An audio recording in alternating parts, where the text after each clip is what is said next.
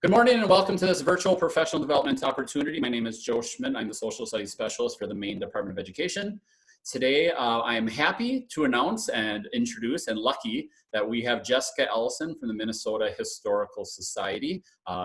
Jessica and I have connections that go way back. We realized a while back that we'd first met almost probably about 10 years ago when Minnesota hosted the Midwest Regional Conference for Social Studies, in her work in both the Minnesota Council and in my work in the Wisconsin Council. As I've left Wisconsin and as Jessica's kind of changed jobs now at the Historical Society, we both continued to be in contact because we now do things at the national level together. And I'm always happy to bring in national experts into Maine to share with Maine educators. So Jessica today is going to talk about working towards a culturally relevant classroom. I've talked about that the previous session was about teaching about Maine Native Americans, and Jessica, and in Maine, they have a lot of work with their tribal nations as well. So Jessica's going to address that and some of the other things to consider when thinking about a cultural relevance in your classroom. So with that being said, I'm going to turn it over to Jessica. And Jessica, welcome to Maine. Great, thank you so much. I have never been to Maine before, but at some point when we're allowed to travel again, it is on my list. Well, I'm so glad to be with all of you here today. I love teachers, and I think that there are very few professions that could do what you have done in the last 2 months. Take all the work that you have been building towards your whole career and completely turn it on its head. So I'm really grateful for you and the work that you're doing. As Joe said, I work at the Minnesota Historical Society. I've been there 15 years. I'm a teacher educator, so I do professional development and curriculum development. I always like to let teachers know that I've never actually been in a classroom. I don't have a license. So everything that I have learned in 15 years of work has been from listening and observing teachers. So I hear what you need and then I respond. And it's really been a great education for me. This is a picture I usually show. This is us actually at the Cubs game last summer at Wrigley Field with my husband and our 4 kids. It was about 110 degrees.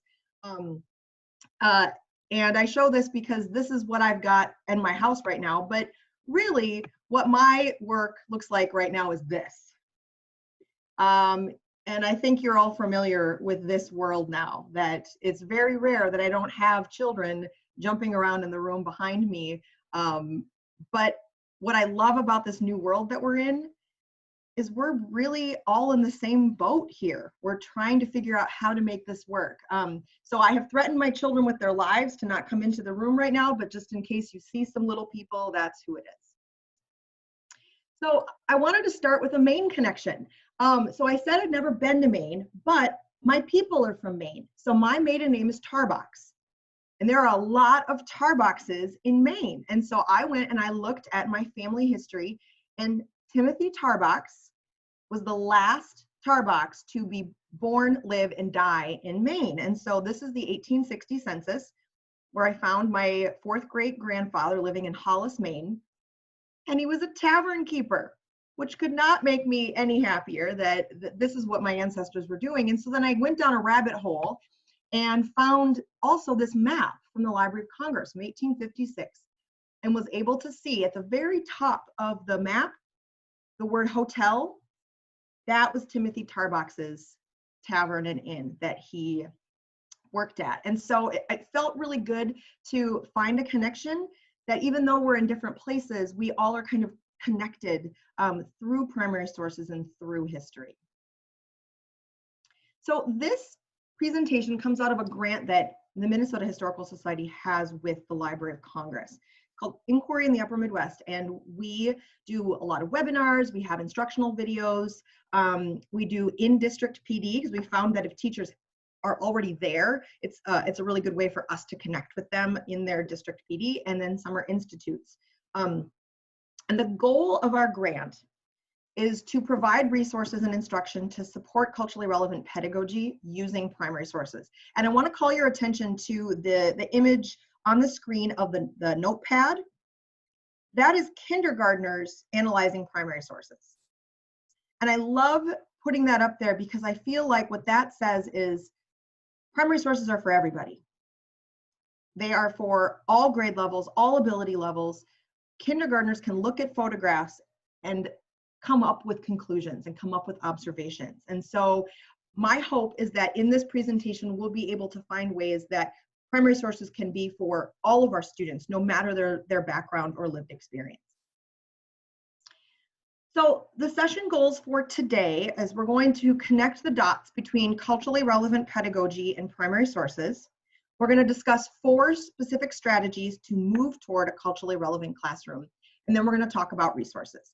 Just to let you know, at the very end of this presentation, I will share the bit.ly for this whole Google Slides, and every single primary source that I use in this presentation is linked on the very last slide. Okay, so CRP.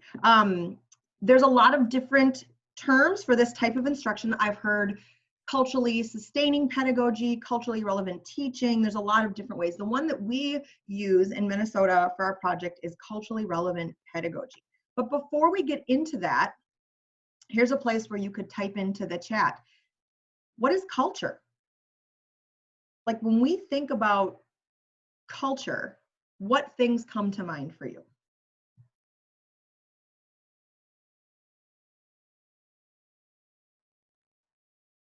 And I get lots of different types of answers to this depending on what groups I'm working with. A lot of times I get answers like food, music, fashion, that sort of thing, which absolutely is true. Oh, we've got people chatting in. Boy, that's great. Yeah, here we go. Absolutely. Beliefs, art, music, language, artifacts, religion, language, technology, knowledge we share. Absolutely. These are all part of culture. So sociologists bring up, use this definition. And I like this definition because it's really short and it kind of encompasses all of the things that you were putting into the chat. But I want to consider here the cultural iceberg. Oops.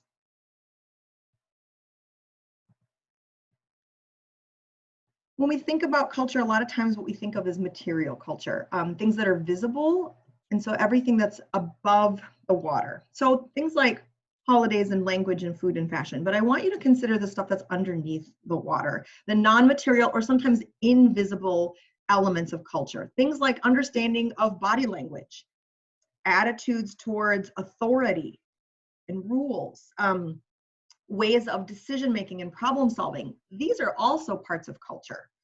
And that we need to consider that when we're thinking about the culture of our students. You know, a lot of times when we think about culture, we go right to, you know, things that we can see. But as you can see here, there's a lot that goes into it because cultural is really dynamic. So when we think about culturally relevant pedagogy, let's talk about what first it is not. I think that that's really helpful. So it's not a checklist. Like I'm not going to hand you a checklist and say, well, if you do all of these things, then you're doing CRP. It's not a script. It's not a curriculum. What it is a lens. It's a way to look at our curriculum and our teaching through this lens of, are we being culturally relevant for the students sitting in front of us? And what's wonderful about culturally relevant pedagogy is that there are 3 tenets that will help guide this work. So CRP was developed by Dr. Gloria Ladson-Billings in 1991. She currently is a professor at UW-Madison. And she wrote a book called The Dream Keepers, and it's based on teachers of academically successful African-American students. So she really did some deep research into why these teachers were successful. And what she came up with was 3 tenets. So all students must do these things in order for culturally relevant pedagogy to be in place. Number 1, that students must experience academic success. And the phrase that she uses is that teachers must be, quote, warm demanders. And I love that phrase, warm demanders. It means you demand excellence, but you do it with love, right? Number 2, students must develop cultural competence. They must be competent in their culture and be able to share. And number 3, this one can sometimes be the hardest, is have opportunities to examine and critique the status quo. You know, what is the narrative and how can we examine and critique that? So then the big question is, right, is what does it look like in class? Because we can talk about this stuff, but when we get down to the details, what does that mean?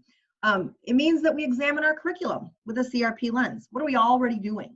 And how can we be more culturally relevant? We empower students to ask the questions. I've heard teachers say that they know that they're doing this right when the kids are talking more than they are, right? And it's about co-constructing knowledge with students. How do we bring in what the students know and what their experience is into what we are teaching? Now, I'm not sure if any of you had the opportunity to watch this intro video. We, a couple of years ago, went into elementary classrooms in Minnesota and Wisconsin and filmed teachers and students doing culturally relevant pedagogy. So we have 4 videos. The one that we shared out beforehand was the intro video talking about the 3 tenets. But then we have a video for each of the 3 tenets, and on the website for each of the videos is the teacher's lesson and primary sources. So you can access all of that. So if you had a chance to watch the video, did you make any observations about how the students engaged with the primary sources, or about how the teachers were describing their CRP instruction? And the nice thing about this intro video is it's a lot of different classrooms. The tenet videos, they focus on one classroom. So yeah, if you have anything that you want to share. So Gina is putting some comments in the chat. It looks like the students' questions, yeah, were full of depth, right? And she was astounded at how profound they were. These kids had some really deep thoughts. Does anybody else have anything that they want to share if they had a chance to watch the video? I think what you'll see when you have a chance to kind of take a look is that the students are engaging in a lot of different ways, and that the teachers are really taking a step back and letting the students drive.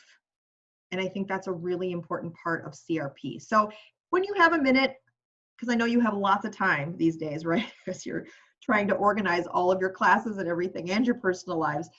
These are great videos because the kids are very honest and raw. So take a look. When you have time, think about how the students are engaging. So let's connect the dots, okay? Oops, there it goes. Let's connect the dots. So CRP empowers students to develop their cultural competence and question the status quo. And what's great about social studies is that's our bread and butter, right? Is that culture and critical questioning are vital to the social studies. This is what we do. And so CRP really allows students to expand on these things. And so if you take a look at the map on the screen, this is a 1908 map of Africa. And what you'll see is that the focus here is colonization. These are the countries that colonized these particular areas of Africa. So when we look at this through a CRP lens, this is a good opportunity for us to examine and critique the status quo. Whose voice are we hearing here? Whose voice do we see in this map? And whose voice do we not see? And so if students walk away from your class and your primary sources with more questions than answers and saying, well, now wait a minute, what about this? Then you're doing your job, right? To help them look through a different lens.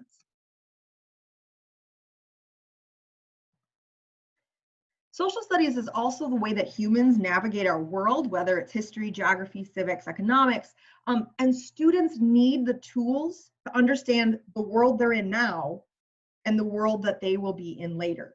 And obviously the world that we're in now is very different from the world that we were in even 2 months ago.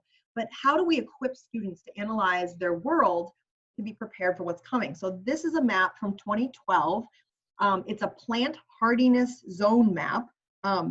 And I'll have you note that most of Alaska is actually better for plants than Minnesota, almost.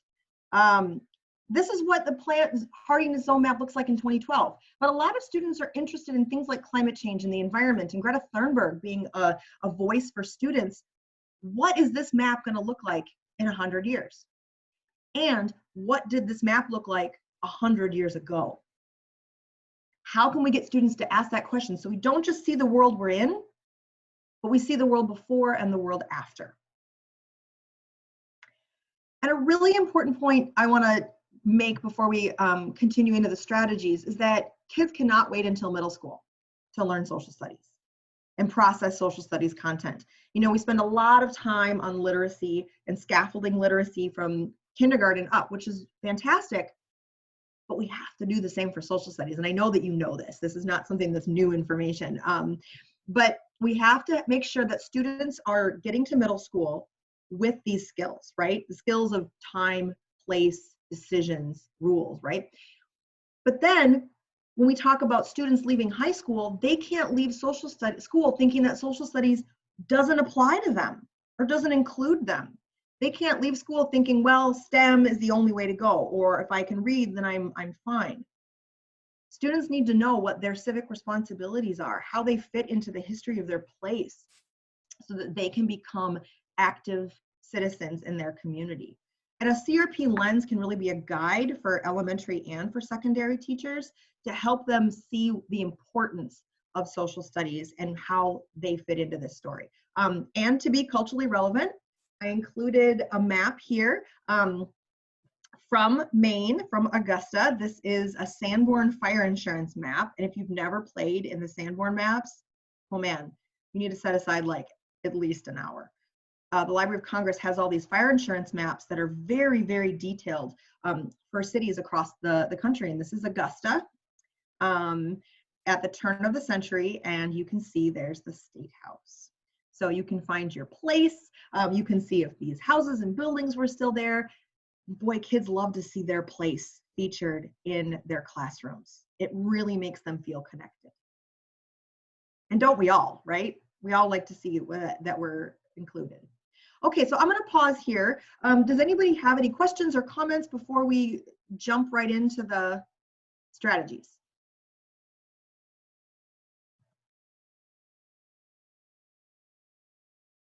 All right. I think that I never know in this world now, like, what is the appropriate wait time on Zoom to allow people to think and respond?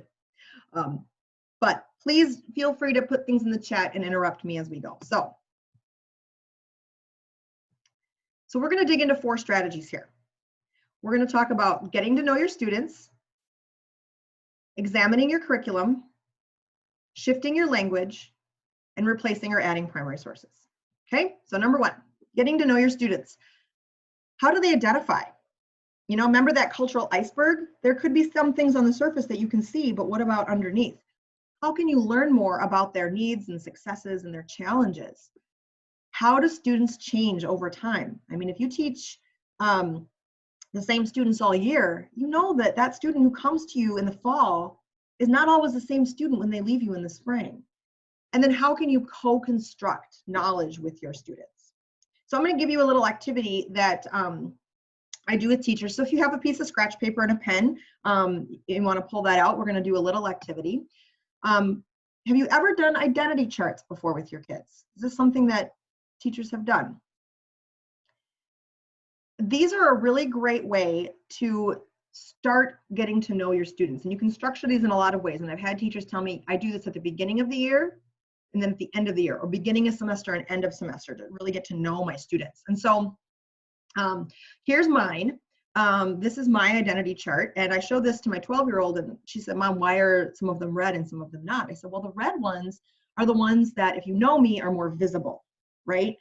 Is that I'm a mother and a wife. I'm an educator. I speak American English. And then the ones that are white are the ones that you might not know about me, that feel a little bit more invisible, that I'm the oldest child, that I serve on a school board in my community, that I'm an American citizen, that kind of thing. And what this is intended to demonstrate is that our identities are very complex and fluid. And we all find different parts of our identities to be important. And we find different parts of our identities okay to share and not okay to share. So what I'd like you to do is just take a minute and draw, write your name on a piece of paper and come up with 5 identity markers. Like if you were going to come up with 5 identity markers for yourself in this moment right now, what would they be? And I'm going to leave this on the screen, so if you need some ideas. And we'll just take a minute.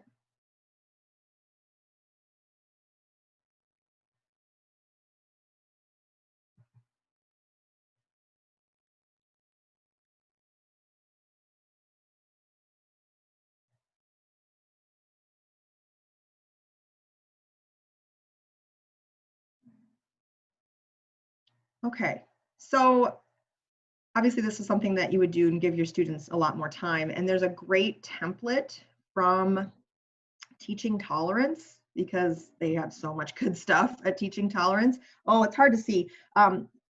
It's some thought bubbles and a line for their name. You can download this right from their website, and it's linked here. But this is a really good starting place. So 5 feels like it's some, but not enough, but not too much. And then a next step, after students write down their identities, if they are comfortable sharing with a shoulder partner or sharing with a group, that way they can choose not only what they put on their chart, but what they would like to share with their fellow students. And that gives them some power to really think about what is important about themselves and what is important for others to know. And then if you collect these, if the students say that it's okay, it helps you really get to know your students. So now think about the ones that you wrote down. What did you choose to include? Did you leave anything out, and why? And how does it feel when someone ignores identity characteristics central to who you are? These are things that your students will need to kind of grapple with and reflect upon. And if you are able to get to know your students using these questions, it will help you with the next steps in the culturally relevant classroom. I think especially number 3, you know, if something is really important to you and it gets ignored, how does that feel? Okay, so I'm not going to have you share your identities because it's hard in this format, but just think about this as how you would structure this with your students. Okay, so identity charts support CRP in a number of ways. They really help you study your students' identity characteristics. They recognize that students are multicultural, dynamic individuals. You can really strategize ways to use their cultural competence in their lessons. What do they know about that can help enhance the work that you're doing in your classroom? And finally, you know, it helps you draw connections between students' identities and your curriculum, right? How can you bring out their identities in the work that you do? Okay, so that's number 1, getting to know your students. Number 2, examine your curriculum. What am I already teaching? I am not telling you to go out and start all over, because that would be ridiculous. What I'm saying is go look at what you're already doing. What meaningful questions am I asking students to address? Are my students' diverse experiences reflected in my curriculum? And are my resources relevant to my students? So this is an image from a city in Minnesota, small town in southern Minnesota called Walnut Grove. Anybody know Cindy knows what famous person is from Walnut Grove? Yeah, right, Laura Ingalls Wilder. Okay, so, I'm gonna go back. This is a mural in Walnut Grove.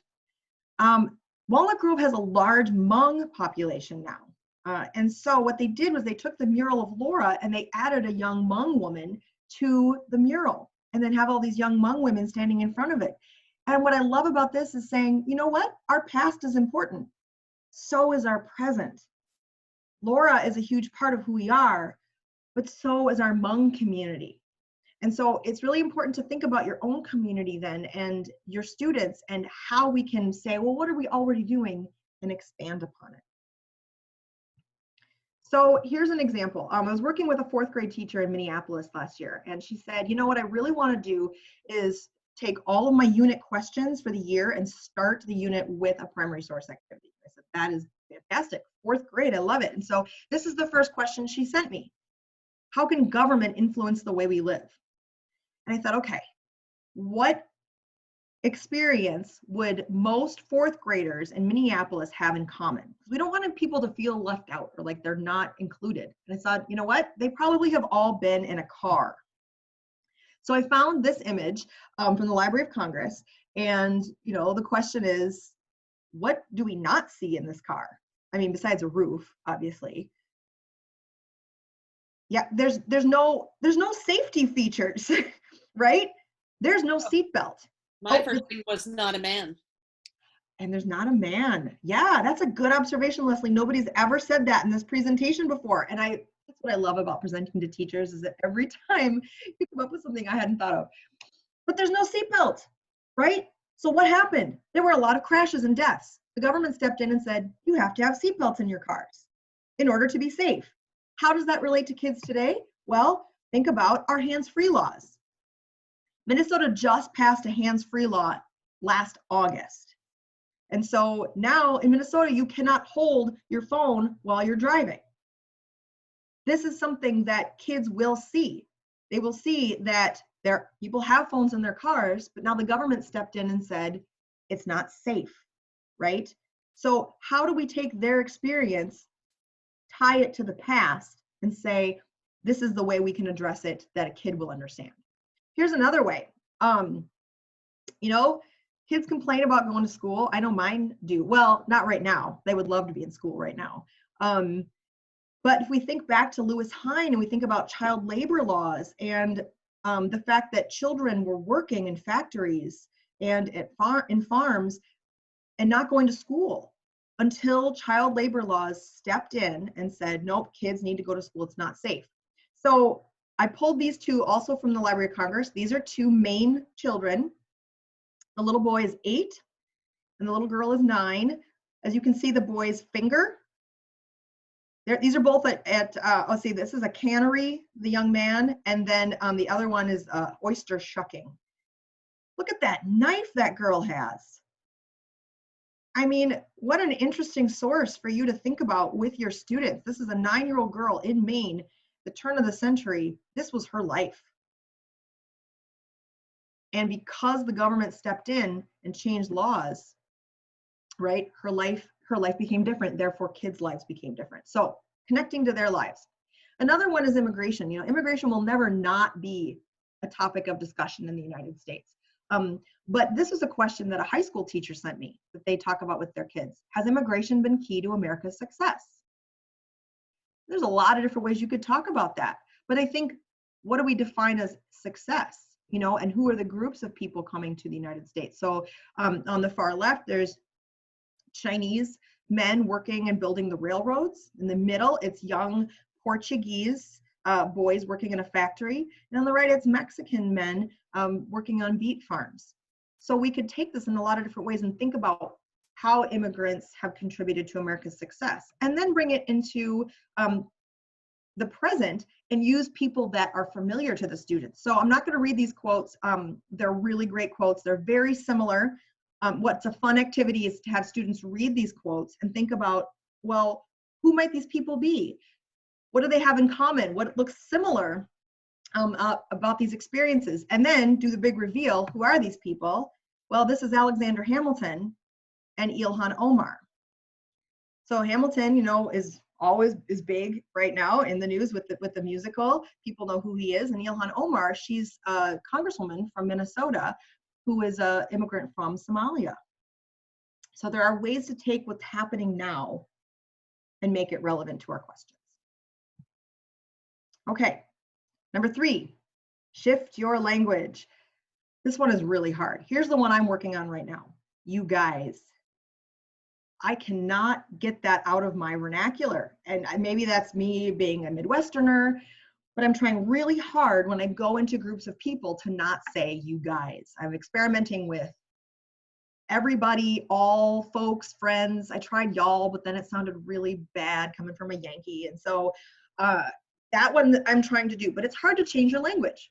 But we need to think about this. We need to think, like, is my language inclusive of race, gender, sexual orientation, and socioeconomic status? Does my language assume things about my students? And most importantly, who can I learn from? Who knows this stuff and can help me figure out how to use my language in a way that is good for my students? I love this primary source. This is from the 70s. It shows a bunch of women of different ages and ethnicities dressed in different ways. And it says, Don't call me girl. And I don't know about any of the other women who are in the Zoom right now, but as a 41-year-old woman, I still get called girl.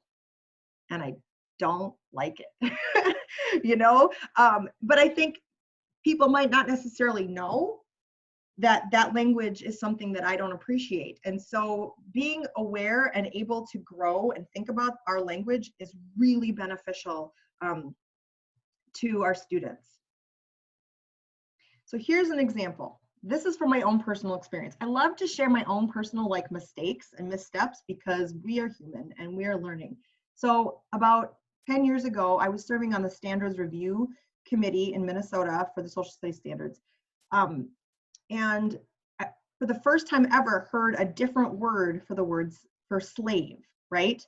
And slave has always been something that I've used to describe the people who were, working on plantations and farms in the South mostly.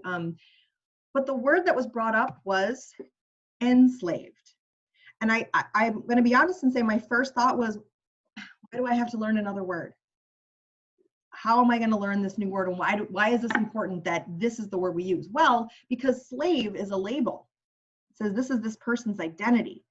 Enslaved means that someone else is doing this to them.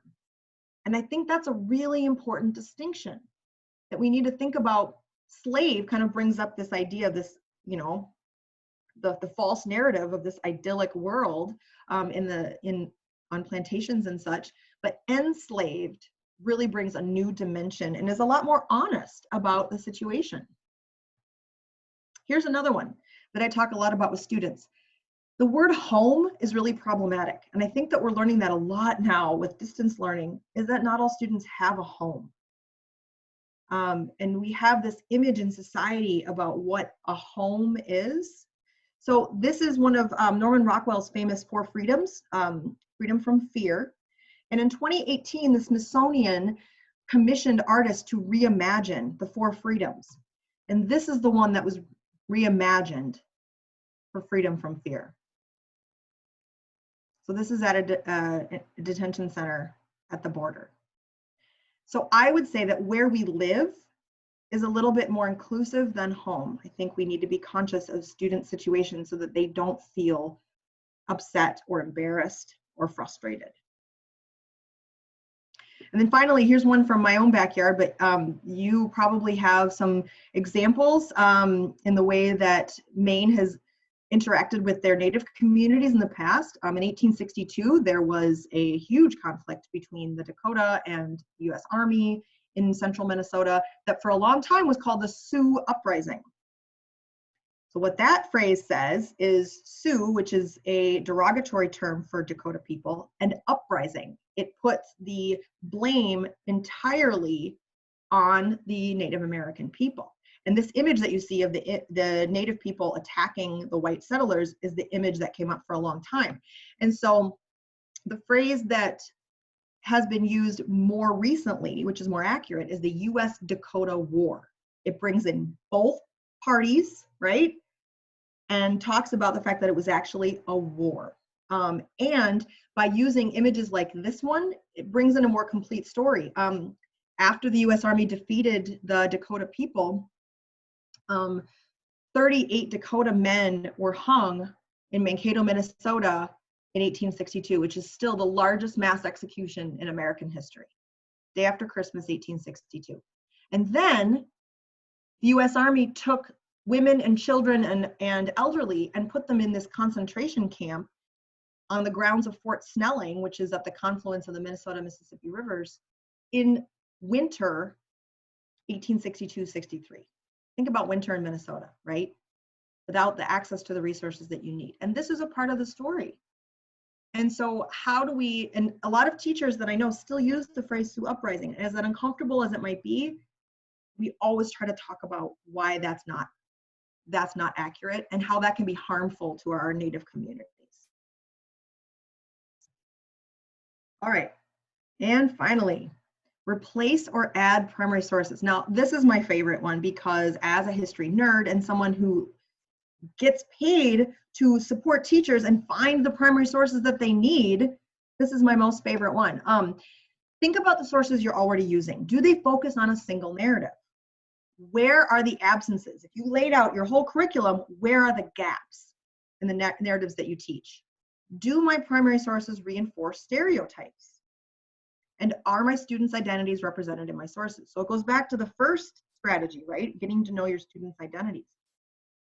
So the two images I have here on the screen are two people that we might not think about including if we're talking about the civil rights movement. You know, there's a kind of a terrible joke that I've heard before that a lot of Americans think that with the civil rights movement, Rosa Parks sat down, Martin Luther King stood up, and that was the end, right? But the civil rights movement was obviously far more complex than that, and a lot of people were involved in its success. So the man here is a man named Bayard Rustin, who was one of the architects of the March on Washington. He was very involved in doing a lot of the behind the scenes planning. Well, here's the thing about Bayard Rustin is that he was an out gay man in the 1950s and 60s, an out gay Black man. So think about how dangerous his life probably was. You know, so he spent a lot of time in the background because he wanted to make sure that the focus was on the March on Washington, the, you know, access to voting, access to jobs.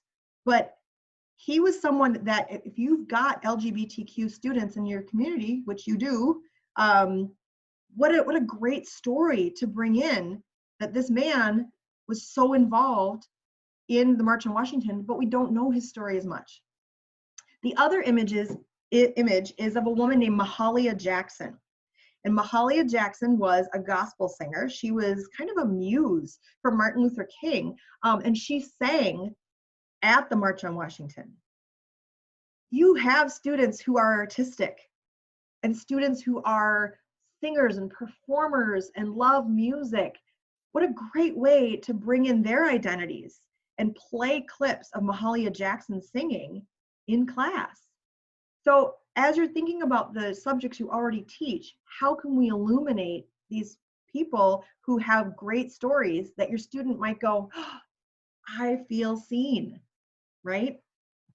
Okay, so here's an example. This year is the 100th anniversary of the 19th Amendment, right? I was supposed to take 20 teachers to Seneca Falls in June, and my heart is broken because we can't go, but we were gonna go and learn about early voting rights movement. So Susan B. Anthony is one that, you know, we hear about a lot, and about her arrest in 1872 for voting illegally. Lots of great stuff out there about Susan B. Anthony. But we need to break down this narrative that it was only middle-class white women who were fighting for the right to vote, right? That's kind of the narrative that we see is Susan B. Anthony, Elizabeth Cady Stanton, Alice Paul. But if we can bring in quotes and images and work from women of color and show that they were fighting for these same things while also dealing with the difficulties and discriminations of being a woman of color, I think that is so valuable for our white kids and our kids of color, right? To understand the complexity of this movement. And also that the movement didn't end in 1920, right? Suffrage amendment was passed. That didn't mean that all women could actually vote. And so this is Anna Julia Cooper, who was a suffragette in the United States toward the end of the 19th century. And, you know, she talks about how women need to fight for this because it's the right thing to do, and not say, well, we're better than Indians, we're better than Negroes, you need to let us vote if you're going to let them vote, right? Which is a really powerful quote. And then finally, as we're thinking about swapping in primary sources, something that we talk a lot about here in Minnesota, you know, with our Dakota and Ojibwe communities, is when we focus on Native stories, are we focusing on reactions to federal policy only? And are we focusing on kind of victimhood, right? Are we just talking about the tragedies of Native life? And that's certainly something we need to talk about. We can't not bring that up, but let's also talk about the success and the resilience of Native communities. So this is an image of a boarding school. I don't know if Maine had any Native boarding schools for children at the end of the 19th, early 20th century. Minnesota had several. But children were stolen from their homes. They were forced into boarding schools. A lot of parents chose to send their students to boarding school so that they could make sure that they were fed and taken care of. It's very complicated. It's not a simple subject, but I think a lot of times we talk about boarding schools only as this, like, here's the federal Indian policy and here's the terrible things that happen. So I would like to propose that we pivot and talk about that, but also about Native resilience. So the image that you see on the right is Dakota language cards. So when students went to boarding school, they were forced to stop speaking their native language and to speak English. And so there was a generation where there were not as many native speakers because the students forgot.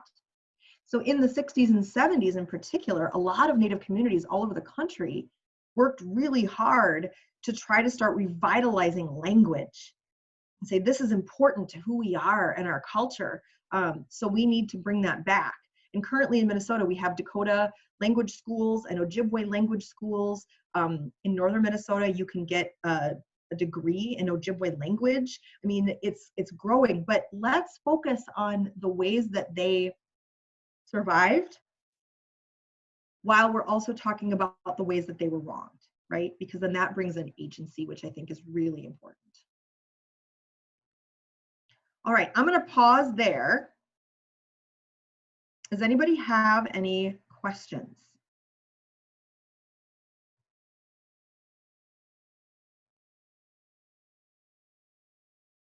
Okay, I'm looking through the chat. I think these are great. Going back to language, we don't like ladies. Gina says she doesn't like ladies, and Jen says, I have a hard time hearing teachers call their students friends. Cindy says, I don't like honey or sweetheart. Yep, I'm with you there. And then as we're talking about Native children, is that, Sonia, is that your comment that they were students were sent out west to boarding schools? Happened to a lot of children in Maine. Okay, yeah, thank you, Sonia. And then Crystal is talking about the history of jazz and including clips of people singing B.B. King, Louis Armstrong, Ella Fitzgerald. Yeah, yes, to all of those things. Marian Anderson, Nina Simone. I mean, that is a great way to bring in primary sources, absolutely.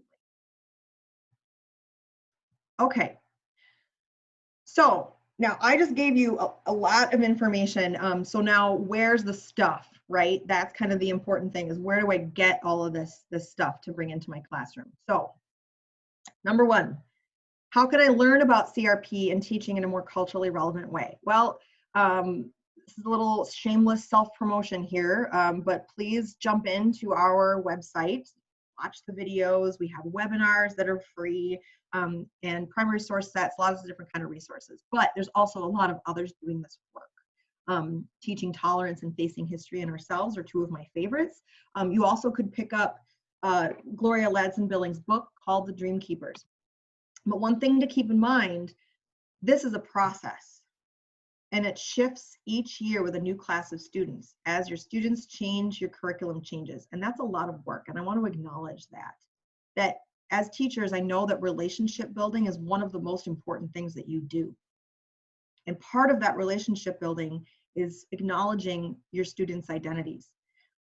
This, I think, will be particularly important if by fall, we are still doing distance learning. I've heard from a lot of my teacher friends that said, you know, we've been okay this year because we had a half a year, more than half a year, with our kids and got to know them. What are we gonna do when we get a new crop of kids in the fall that we don't know? And I think that CRP can really help us plan for that and what that's gonna look like. So how do I begin to shift towards CRP? We have to acknowledge that culture is fluid, it's dynamic, it changes all the time. I am not the same person that I was at the beginning of 2020. Beginning of 2020, I had, all of these things planned and all these teacher workshops and all these other things I was going to do. And I have had to shift radically. So have all of you. And so have your kids. And so this helps us kind of wrap our brains around the fluidity of culture. So study your students' identities and their assets. What do they bring to the table, right? Identify the absent narratives and the underrepresented stories. And then develop essential questions and inquiries that will really get your kids reflecting. But what I want you to remember is that you do not have to do this alone, because it's hard. This is really hard stuff and it's never ending. I mess up all the time. When I first heard about CRP, I thought it was, oh, put in more stories of Black and brown kids and then we're good, which is absolutely not what it is, but I didn't know. And so I had to learn. Find a mentor, a colleague, a PLC, and collaborate with them on this journey so that you can grow together. How can I find new sources? Well, again, we have a webinar. It's like 11 minutes long on our website about finding and evaluating sources, but there's a lot of curated sets of primary sources out there that are extremely helpful. Library of Congress, obviously, the DPLA. We have some, Iowa has some, Maryland has some, I'm sure Maine has some. But what's nice about a curated set, it's a place to start. Right? Because sometimes the Library of Congress can feel like, I don't even know where to start. There's too much stuff. Start here. Start with those curated sets. And then have your students curate sets, right? What speaks to them? If you were, if you're teaching about the Civil War, right? Have your students curate a set based on what they think are the important sources that tell that story. If your kids need some more structure, maybe you pick 20 sources about the Civil War and the kids choose 5. And then they have to defend their decision. Why did you choose those 5? What story are you trying to tell? What did you leave out? I love that question. What did you leave out and why? Okay, but curating sets is a really good exercise for students and for us as educators. Where else can I find primary sources? I mean, there's so many. They're everywhere. Here's a couple that I love. Of course, Library of Congress, Docs Teach on National Archives. And the thing I like about Docs Teach is that you can search the sources, but then they also have templates to create activities. So you can like drag and drop primary sources into their templates and it spits out an activity for you. It's really great. So I would highly recommend that. Don't forget about your state and local historical societies and museums. I will tell you that as someone who works for a state historical society and museum, we are hurting right now. Museums and historical societies are losing funding, like bleeding funding and staff and resources. And we're not opening up until, again, probably August. If you show your support for your local historical societies and your museums, you are a really powerful voice. If we know that teachers are using our stuff, we're more likely to get funded. And maybe that seems really mercenary, but in order for us to, create these types of things, and this goes for any museum or local historical society, if we don't have funding, we don't exist. So if you are able to use stuff from your local places, let them know. Let them know, hey, this was really valuable for me, and here's how I use this, because it makes us feel good and it makes us valuable. So that's just a little plea from me to you. What are the local historical societies in Maine, and how can you support them? Here's a tip, though, as you're looking for primary sources. Create a Google Doc or a spreadsheet to keep track of your sites, because there is nothing more frustrating than finding the perfect source and then your computer shuts down and you have no idea where you found it, which happens to me all the time. And so then I created a Google Doc and I'm like, okay, I'm going to keep track of all of these sites. All right, a few final thoughts so we can wrap up and you can be on your way. Our students have so much to teach us. I mean, they know so many things and they have such great insights. So how can we harness that knowledge and bring it into our classrooms? As educators, we need to practice cultural humility. We hear a lot about cultural competence.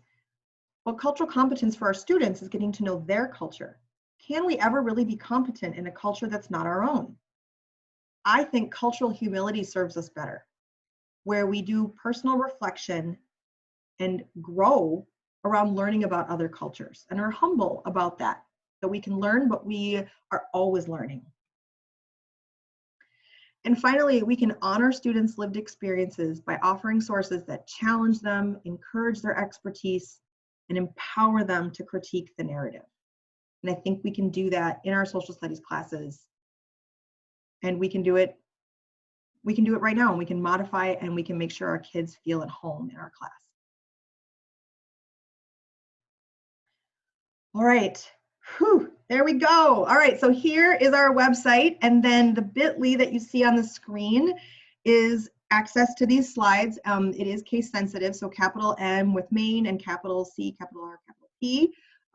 This is my email address. I love nothing more than to talk with teachers. It's my favorite thing. So if you have any questions or need anything, I was not furloughed. 381 of my colleagues at the Minnesota Historical Society were, but I am still working. So if you need something, I'm here. So that's all. The last slide, I'll go back. Oh, this is all the primary sources. So you'll just have access then to all of these. But does anybody have any final thoughts or questions? I want the group to know that I did put in your feedback and contact our form. I know some people may have to run for 12 o'clock, so I want to give you that.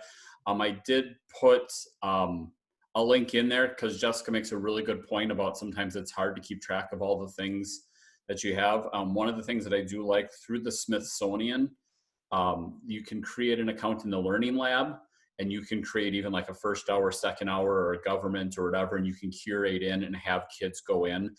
Because that's one of the ways where I ask, with younger kids, sometimes you're not just going to want to let them loose on a website. You might just have to say, look at these 5 or 6 sites. And like Jessica was saying, right, you can have them pick and choose why this one or why that one and have them explore.